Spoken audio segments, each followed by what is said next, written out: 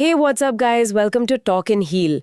आज हम बात करने वाले हैं कि फ्लैट लेना बेहतर है या प्लॉट। नमस्कार। नमस्कार। ये एक बड़ा सवाल है जो घर खरीदने की सोचने वाले लगभग हर किसी के मन में आता ही है। फ्लैट लें या प्लॉट? हाँ, और ये फैसला काफी पेचीदा हो सकता है। सही बात है। दोनों के अपने फायदे हैं, अपने नुकसान हैं। बिल्कुल, क्योंकि इसका कोई सीधा साधा हाँ या ना में जवाब नहीं है। देखिए, सही चॉइस किसी की अपनी ज़रूरतें, उनका बजट मतलब फाइनेंशियल कैपेसिटी और लंबे समय के लिए उनके क्या प्लान्स हैं, लॉन्ग टर्म गोल्स क्या हैं, इन सब बातों पे निर्भर करती है। तो आज का मकसद यही है।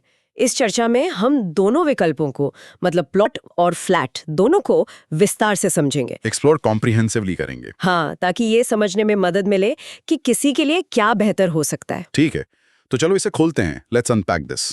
सबसे पहले पैसे की बात, फाइनेंशियल कंसिडरेशंस। हमेशा की तरह ये सबसे जरूरी है। हाँ, अक्सर सुनने में आता है कि प्लॉट खरीदना शुरू में सस्ता पड़ता है ना, स्पेशली शहरों से थोड़ा बाहर।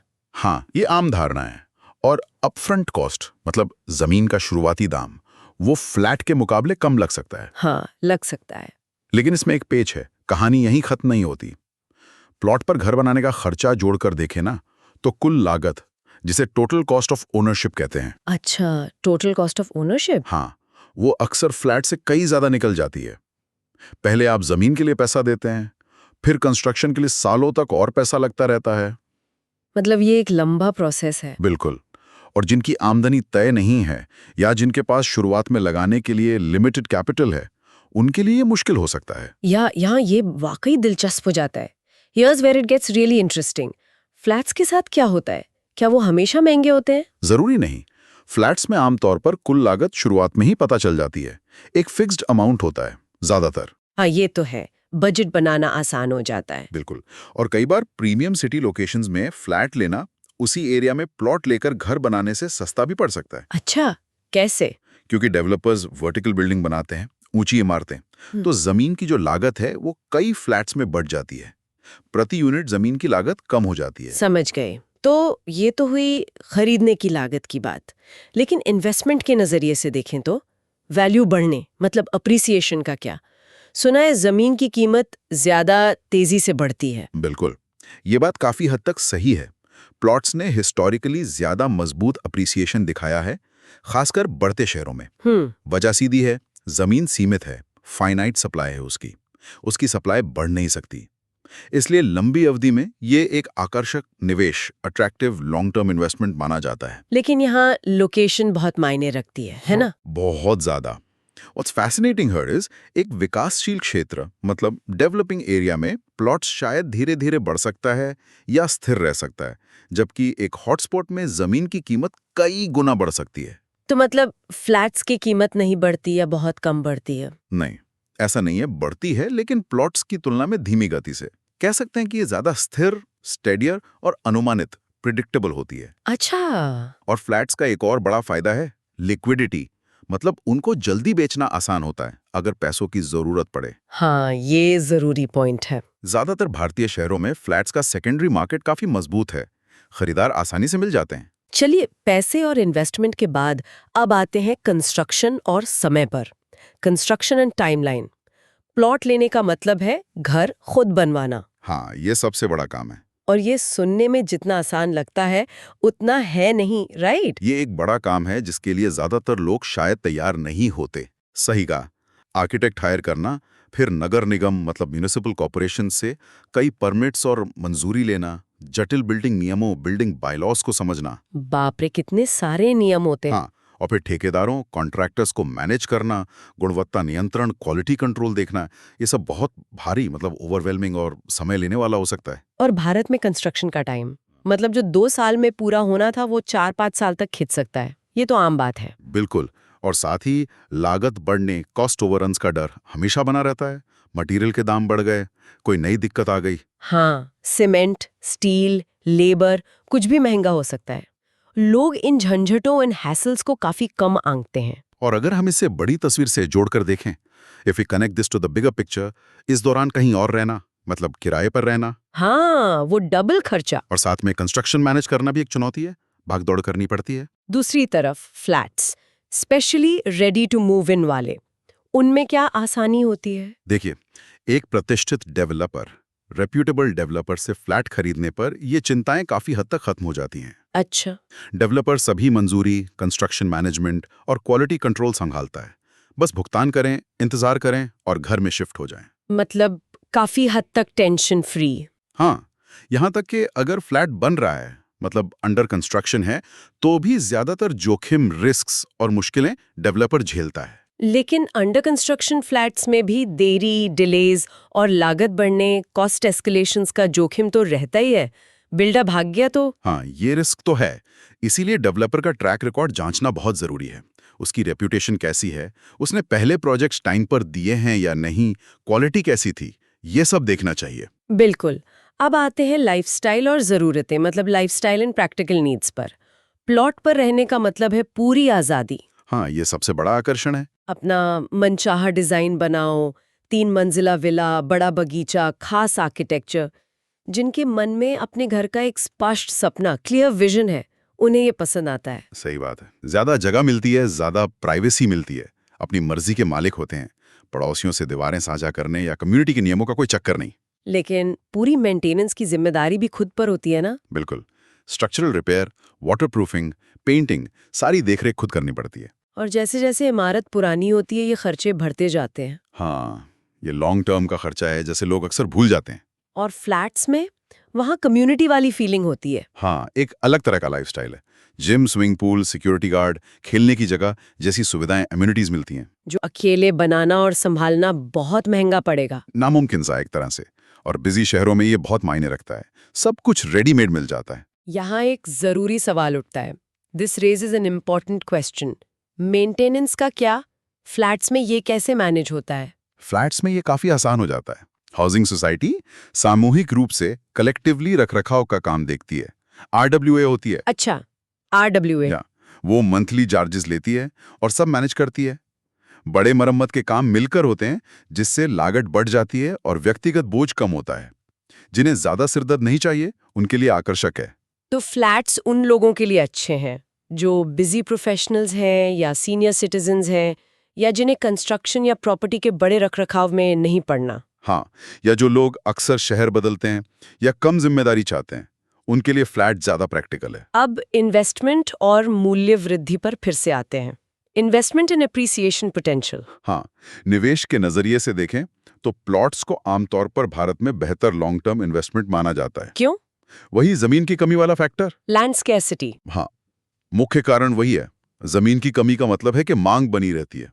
बढ़ते इलाकों में प्लॉट्स ने ऐतिहासिक रूप से असाधारण रिटर्न्स, एक्सेप्शनल रिटर्न्स दिए हैं। जैसे कोई उदाहरण? जैसे बैंगलोर के बाहरी इलाके में या हैदराबाद के आसपास 10-15 साल पहले खरीदा गया प्लॉट अब शायद 5 से 10 गुना कीमत का हो सकता है, या उससे भी ज्यादा। वाओ। और मार्केट गिरने पर, मार्केट डाउनटर्न्स में क्या होता है?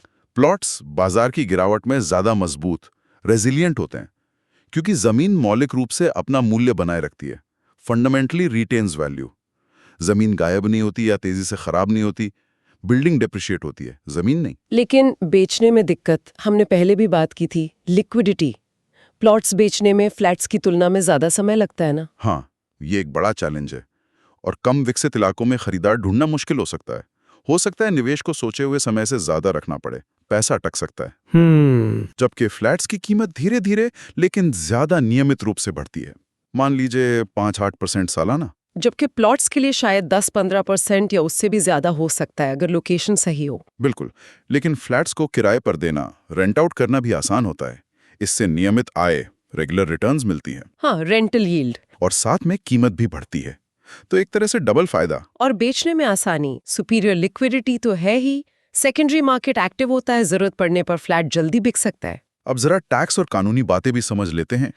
Tax and legal considerations. हाँ, ये भी जरूरी है। बेचने पर दोनों पर, मतलब प्लॉट और फ्लैट दोनों पर कैपिटल गेन्स टैक्स लगता है। मुनाफे पर टैक्स। हाँ, लेकिन टैक्स का ट्रीटमेंट थोड़ा अलग हो सकता है। प्लॉट्स इस्तेमाल और विकास की स्थिति, मतलब यूज एंड डेवलपमेंट स्टेटस के आधार पर अलग अलग कैटेगरी में आ सकते हैं। एग्रीकल्चरल लैंड है, नॉन एग्रीकल्चरल है, रेजिडेंशियल है। अच्छा, इससे टैक्स देनदारी, टैक्स लायबिलिटीज प्रभावित हो सकती हैं। हाँ, जबकि फ्लैट्स का टैक्स ट्रीटमेंट ज्यादा स्टैंडर्डाइज्ड होता है। और कानूनी तौर पर लीगली क्या ज्यादा सेफ है? देखिए, फ्लैट्स में आमतौर पर स्पष्ट प्रॉपर्टी दस्तावेज, क्लियर प्रॉपर्टी डॉक्यूमेंटेशन और एक पंजीकृत सोसाइटी, रजिस्टर्ड सोसाइटी होती है। इससे कानूनी निश्चितता, लीगल सर्टेनिटी मिलती है। प्लॉट्स के मामले में उचित पंजीकरण, प्रॉपर रजिस्ट्रेशन और स्पष्ट टाइटल्स, क्लियर टाइटल सुनिश्चित करना बहुत जरूरी है। कानूनी परिदृश्य थोड़ा धुंधला, मर्कियर हो सकता है, खासकर नए विकसित क्षेत्रों में। हाँ, जमीन के झगड़े तो बहुत कॉमन है। बहुत। इसलिए ड्यू डिलिजेंस बहुत जरूरी है। अब आते हैं छुपे खर्च और जोखिम पर, hidden cost and risks. Plots में कंस्ट्रक्शन के अलावा भी खर्चे होते हैं, ये बात लोग अक्सर भूल जाते हैं। हाँ बिल्कुल, सिर्फ जमीन खरीद ली और घर बना लिया ऐसा नहीं है। साइट डेवलपमेंट का खर्चा है, बाउंड्री वॉल, गेट, सड़क कनेक्टिविटी बनवानी पड़ सकती है, पानी और बिजली कनेक्शन लेना। और नगर निगम की मंजूरी के लिए भी फीस लगती होगी। हाँ, कई तरह की फीस और चार्जेस होते हैं। ये हिडन खर्चे, हिडन कॉस्ट्स अक्सर पहली बार घर बनाने वालों को चौंका देते हैं और बजट में 15-30% तक जोड़ सकते हैं। बाप रे, 15-30%? ये तो बहुत ज्यादा है। हाँ, और प्लॉट्स के साथ कानूनी जटिलताओं, लीगल कॉम्प्लिकेशंस का जोखिम भी है। जैसा हमने कहा, जमीन के मालिकाना हक, लैंड ओनरशिप की सावधानीपूर्वक जांच करें। किसी तरह का भार, इनकम्बरेंसेस तो नहीं है, कोई विवाद, डिस्प्यूटेड तो नहीं है, ये सब पक्का करें। कई प्लॉट्स का कानूनी इतिहास जटिल होता है। तो फ्लैट्स के छिपे खर्चे क्या है? क्या उनमें कोई हिडन कॉस्ट नहीं होती? होती हैं, लेकिन अलग तरह की।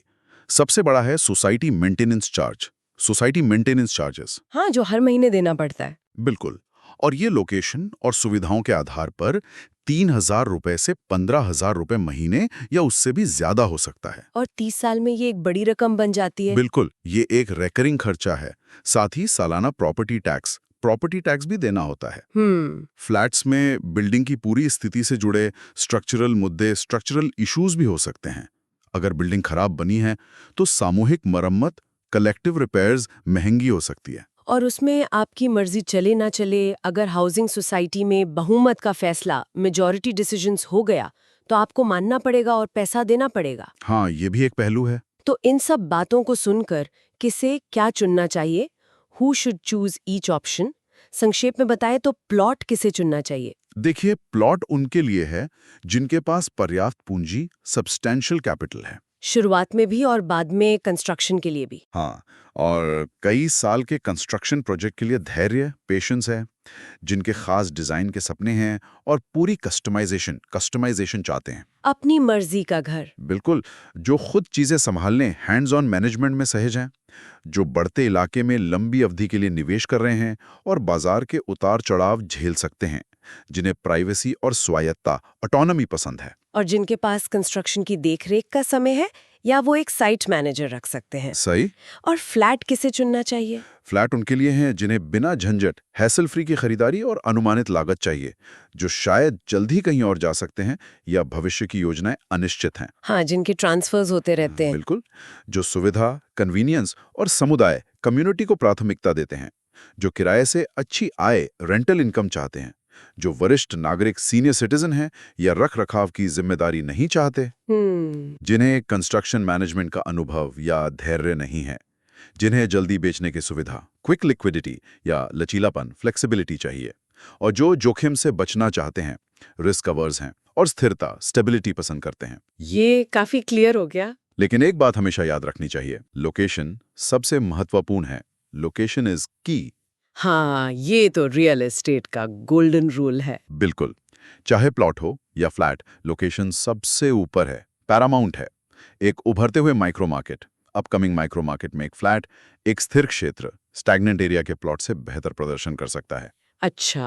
हाँ, और एक टियर 2 शहर के ग्रोथ कॉरिडोर में एक प्लॉट, टियर 1 शहर के संतृप्त इलाके, सैचुरेटेड लोकेलिटी के फ्लैट से बेहतर रिटर्न दे सकता है। तो इसका क्या मतलब है? So what does this all mean? मतलब है कि गहन शोध, थरो रिसर्च करें।